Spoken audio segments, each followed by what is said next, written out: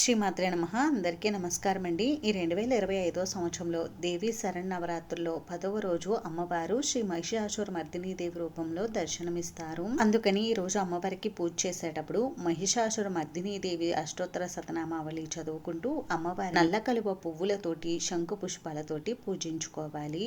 ఈ పుష్పాలు లభించకపోతే మీ దగ్గర ఉన్నటువంటి పుష్పాలతో కానీ అక్షింతలతోటి కానీ కుంకుమతోటి కానీ అమ్మవారికి పూజ నిర్వహించుకోవాలి. శ్రీ మహిషాసుర మర్దిని అష్టోత్తర శతనామావళి ప్రారంభ. ఓం మహత్యై నమః. ఓం చేతనాయై నమః. ఓం మాయాయై నమః. ఓం మహాగౌర్యై నమః. ఓం మహేశ్వర్యై నమః. ఓం మహోదరాయై నమః. ఓం మహాబుద్ధ్యై నమః. ఓం మహాకాల్యై నమః. ఓం మహాబలాయై నమః. ఓం మహాసుదాయై నమః. ఓం మహానిద్రాయై నమః. ఓం మహాముద్రాయై నమః. ఓం మహోదర్యై నమః. ఓం మహాలక్ష్మీ నమః. ఓం మహాభోగాయై నమః. ఓం మహామోహాయై నమః. ఓం మహాజయాయై నమః. ఓం మహాతుష్ట్యై నమః. ఓం మహాలజ్జాయై నమః. ఓం మహాధృత్యై నమః. ఓం మహాఘోరాయై నమః. ఓం మహాదంశ్రాయై నమః. ఓం మహాకాట్యై నమః. ఓం మహాస్మృత్యై నమః. ఓం మహాపద్మిన్యై నమః. ఓం మహామేధాయై నమః. ఓం మహాబోధాయై నమః. ఓం మహాతపసే నమః. ఓం మహాసంస్థానాయై నమః. ఓం మహారవాయై నమః. ఓం మహారోషాయై నమః. ఓం మహాయుధాయై నమః. ఓం మహాబంధ సంహర్యై నమః. ఓం మహాభయవినాశిన్యై నమః. ఓం మహానేత్రాయై నమః. ఓం మహావక్రాయై నమః. ఓం మహావక్షసే నమః. ఓం మహాభుజాయై నమః. ఓం మహామహీరుహాయై నమః. ఓం పూర్ణాయై నమః. ఓం మహాఛాయాయై నమః. ఓం మహానగాయై నమః. ఓం మహాశాంత్యై నమః. ఓం మహాశ్వాసాయై నమః. ఓం మహాపర్వతనందిన్యై నమః. ఓం మహాబ్రహ్మమయ్యై నమః. ఓం మాత్రవే నమః. ఓం మహాసారాయై నమః. ఓం మహాసురగ్నే నమః. ఓం మహత్యై నమః.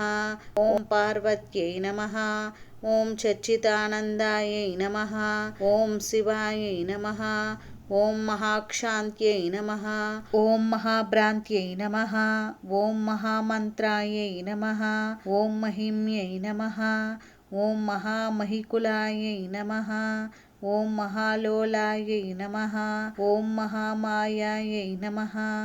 ఓం మహాఫలాయై నమః. ఓం మహానీలాయై నమః. ఓం మహాశీలాయై నమః. ఓం మహాబలాయై నమః. ఓం మహాకలాయై నమః. ఓం మహాచిత్రాయై నమః. ఓం మహాహేతవే నమః. ఓం మహాసేతవే నమః. ఓం మహాయశస్విన్యై నమః. ఓం మహావిద్యాయై నమః. ఓం మహాసాధ్యాయై నమః. ఓం మహాసత్వాయై నమః. ఓం మహాగత్యై నమః. ఓం మహాసుఖిన్యై నమః. ఓం మహాదుస్వప్ననాశిన్యై నమః. ఓం మహామోక్షప్రదే నమః. ఓం మహాపక్షాయై నమః.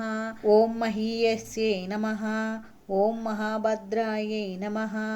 ఓం మహావాణ్యై నమః. ఓం మహారోగవినాశినే నమః. ఓం మహాదారాయై నమః. ఓం మహాకారాయై నమః. ఓం మహామార్యై నమః. ఓం కేచర్యై నమః. ఓం మహాక్షేమకర్యై నమః. ఓం మహాక్షమాయై నమః. ఓం మహేశ్వర్యప్రదాయిన్యై నమః. ఓం మహావిషగ్నే నమః. ఓం విషదాయై నమః. ఓం మహాదుర్గవినాశిన్యై నమః. ఓం మహావర్షాయై నమః. ఓం మహాతత్వాయై నమః. ఓం మహాకైలాసవాసిన్యై నమః. ఓం మహాసుభద్రాయై నమః. ఓం మహేశుభగాయై నమః. ఓం మహావిద్యాయై నమః. ఓం మహాసత్యై నమః.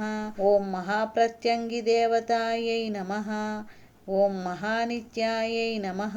ఓం మహాప్రళయకారిణ్యై నమః. ఓం మహాశక్త్యై నమః.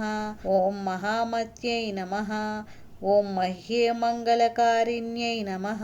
ఓం మహారమ్యై నమః. ఓం మహారాజ్ఞై నమః. ఓం మహారాగిణ్యై నమః. ఓం మహారాజరాజసింహాసిన్యై నమః.